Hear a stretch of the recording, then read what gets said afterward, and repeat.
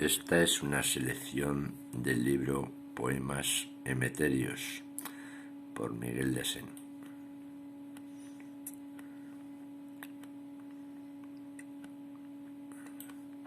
Luz de futuro.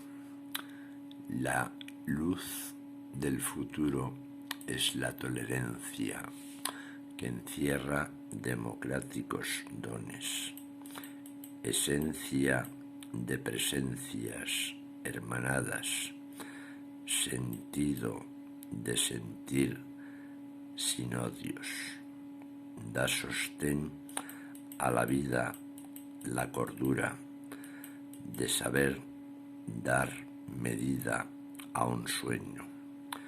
Si la voluntad se torna empeño, el ideal de ser será su sostén.